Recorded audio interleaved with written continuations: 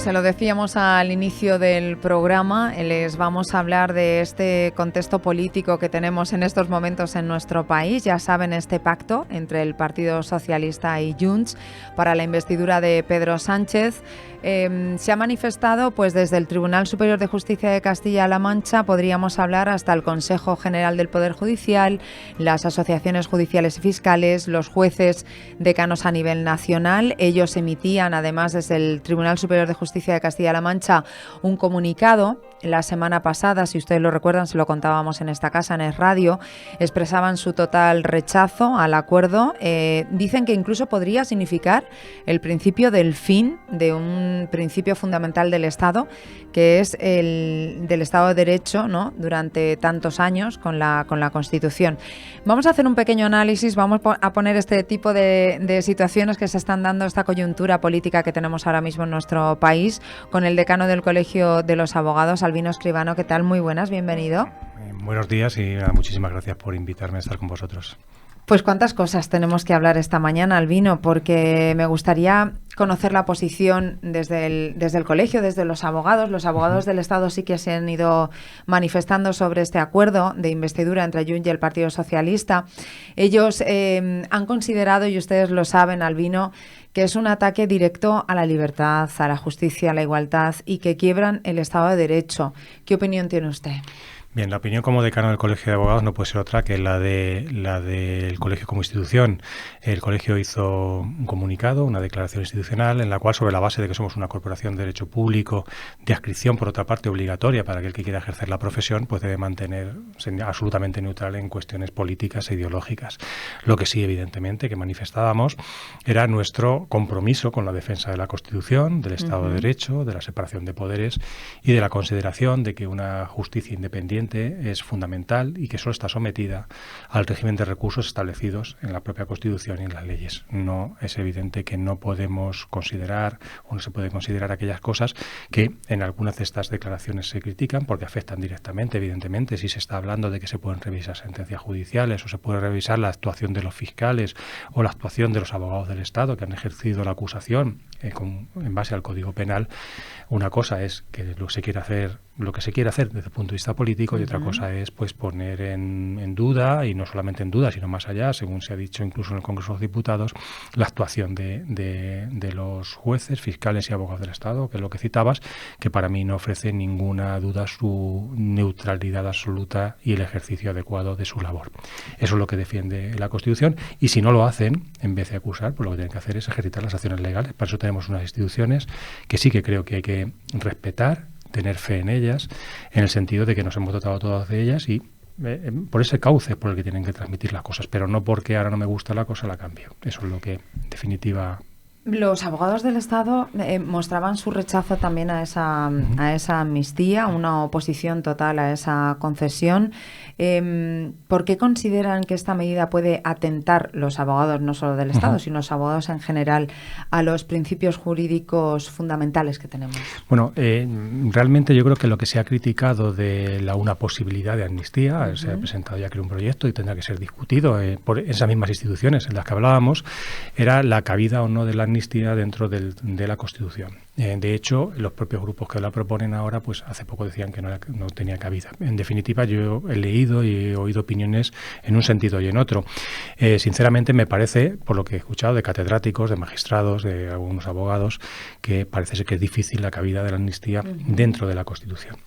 En cualquier caso, aunque la tuviese, y esto es una opinión puramente personal, creo que para adoptar una medida de ese calado, de esa importancia, de personas que han sido condenadas por realizar actuaciones que estaban dentro del Código Penal, creo que sería necesario un amplio consenso social para adoptar una medida de esta forma. Y ahora parece que ese consenso no existe. Hay una polarización tremenda, la gente está muy nerviosa de un sector y de otros sectores.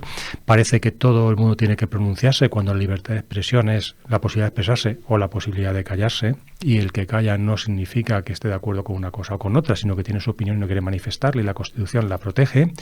Y en definitiva, en esta situación, adoptar una medida de esa importancia, independientemente de que no sepamos cuál será el resultado posible, pues parece que no concuerda con los principios que en principio se establecieron desde el punto de vista de la Constitución y de la propia transición, en la que hubo un amplio consenso que motivó y estableció la posibilidad de tener una convivencia ordenada, de la cual nos hemos dotado durante estos años, que han sido probablemente los de mayor tranquilidad y corrección en todos los aspectos y desarrollo de nuestro país. Si ponemos en duda, que a veces se pone, incluso el origen de la situación que tenemos ahora y que ha posibilitado estar como estamos ahora, pues entonces ya, claro, no podemos tener ninguna base. Por eso digo que creo que cualquier decisión de este tipo, creo que sí que sería necesario un mayor consenso y la situación realmente está tan crispada, sin perjuicio de la posibilidad de manifestación y expresión de cada uno, está tan crispada que parece difícil.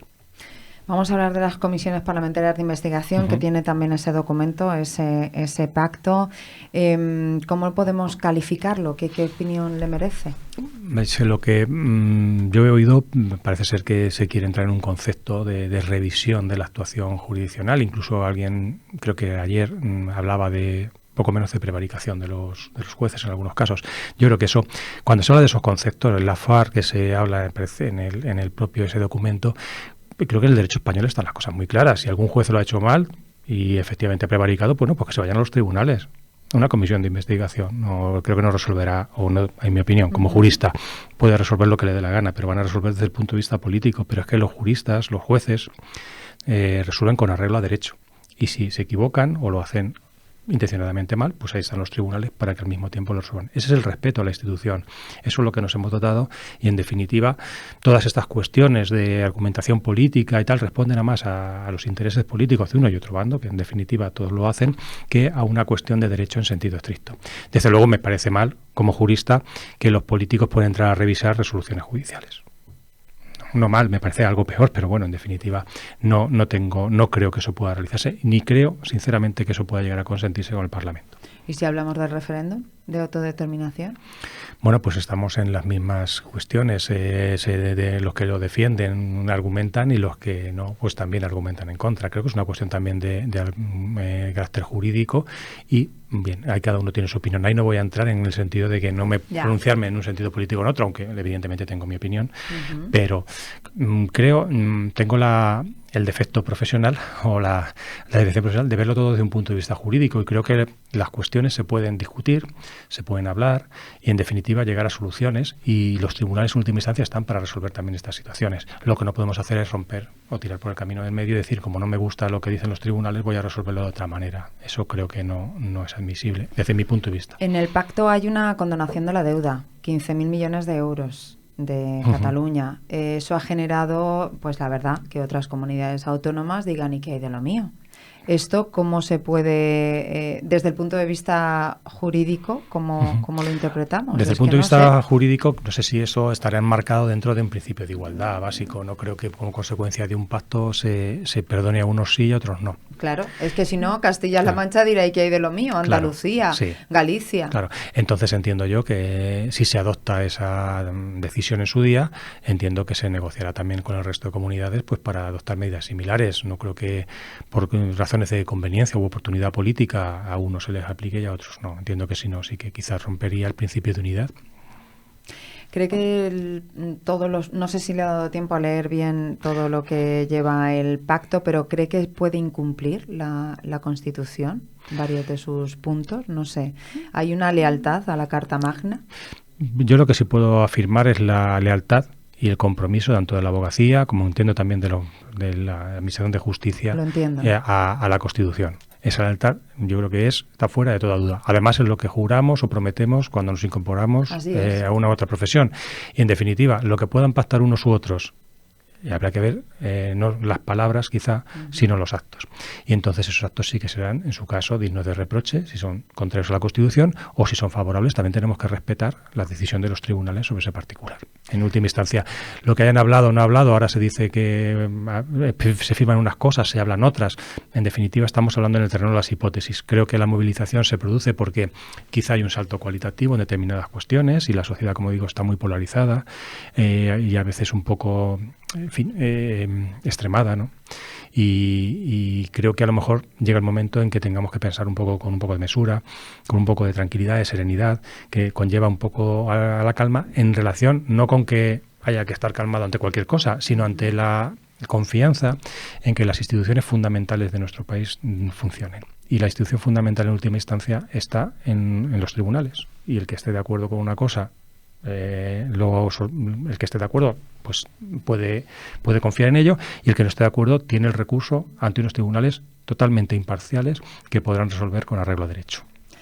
¿Cree que es necesario un pacto de Estado en materia de justicia en este momento? Absolutamente.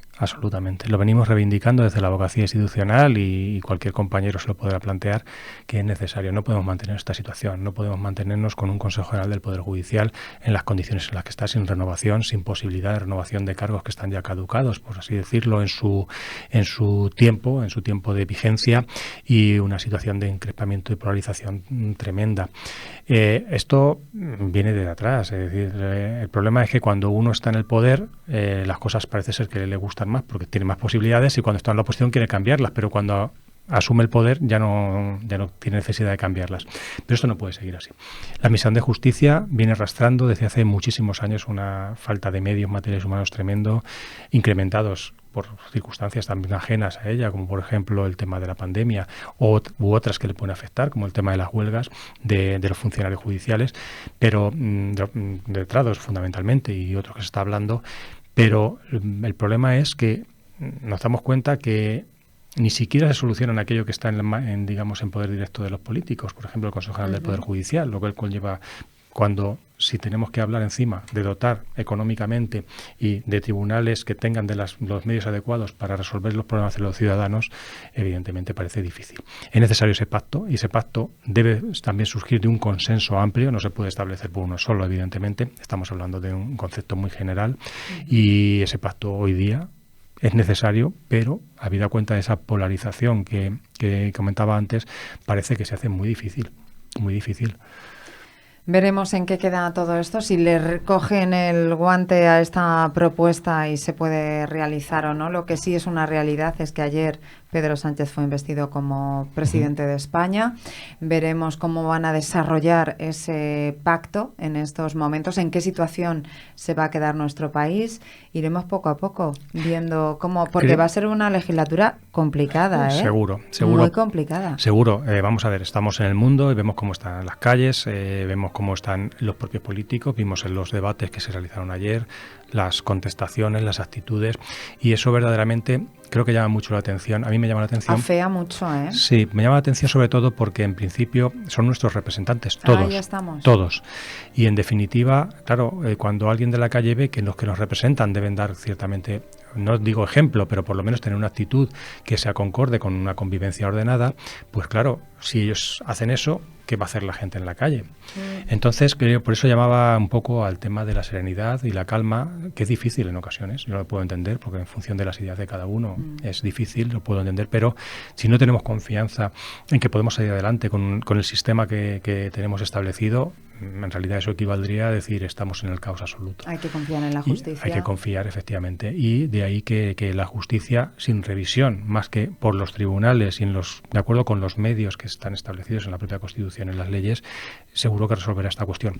Lo que pasa es que cuando perdemos una cosa, eso pasa a nivel de abogados y abogadas, cuando perdemos un pleito no nos gusta. Ya. Y cuando lo ganamos nos gusta muchísimo. Y eso no significa que tengamos o tengamos razón, incluso a veces que se equivocan los jueces, evidentemente.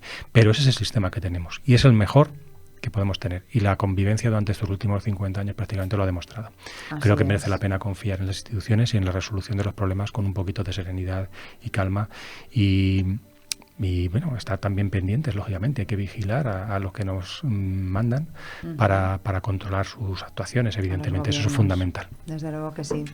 Muy buen análisis, Albino. Bueno, gracias. Ya veremos de qué sirve. De los abogados. Bueno, pero hemos reflexionado, hemos hablado y desde el punto de vista de ustedes que juran la Constitución cuando se hacen abogados ya con número, etcétera. Hay que tenerles muy en cuenta. Así que gracias, Albino. Muchísimas gracias a vosotros por vuestra invitación. No se muevan.